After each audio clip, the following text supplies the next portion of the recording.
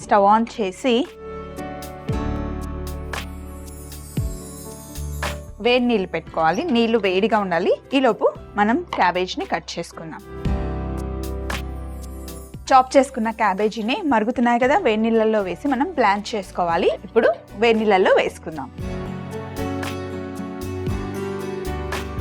ఎక్కువసేపు బాయిల్ చేయాల్సిన అవసరం లేదు. స్టవ్ ఆఫ్ చేసేసి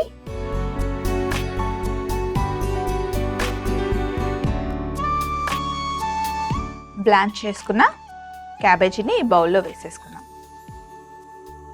చల్ల నీళ్ళు తీసుకొని బ్లాంచ్ చేసుకున్న క్యాబేజీలో వేసేసుకోవాలి. క్యాబేజీలో ఉన్న వాటర్ అంతా తీసేసి అల్లం వెల్లుల్లిని కూడా మనం చాప్ చేసుకోవాలి.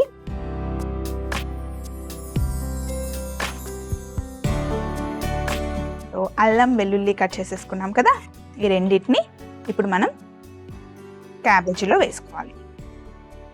ఇప్పుడు చాప్ చేసుకున్న పచ్చిమిర్చి, కొత్తిమీర, అలాగే కరివేపాకు ఇవి కూడా క్యాబేజీతో పాటు యాడ్ చేసుకోవాలి. తర్వాత ఇందులో కారం, పసుపు, ఉప్పు, మిరియాల పొడి వేసుకోవాలి. కొంచెం మిరియాల పొడి, గరం మసాలా, అలాగే పసుపు, పచ్చిమిర్చి కూడా వేసాం కదా జ్యోతి గారు, అందుకే కారం కొంచెం తక్కువగా వేసుకోవాలి. అలాగే ఈ మిశ్రమానికి సరిపడా ఉప్పు వేసుకుందాం.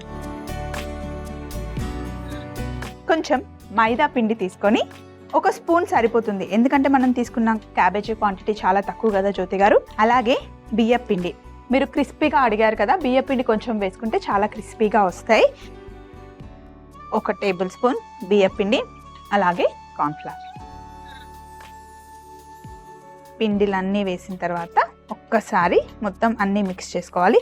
అలాగే ఇందులో కొంచెం ఉల్లిపాయలు వేసుకుంటే బాగుంటుంది జ్యోతి గారు.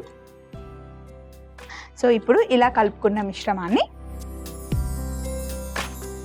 క్యాబేజీ 65ని ఇలా కొంచెం రౌండ్గా ఉంటాయి కదా, ఇలా రౌండ్గా చేసుకొని నూనెలో వేసుకోవాలి. ఇలా ఉండలు చేసుకొని మంచి కలర్ వచ్చే వరకు డీప్ ఫ్రై చేసేస్తే మీరు అడిగిన క్యాబేజీ 65 రెడీ అయిపోతుంది. అవి కూడా క్రిస్పీగా. క్యాబేజీ 65 రెడీ అయిపోయింది చూడండి.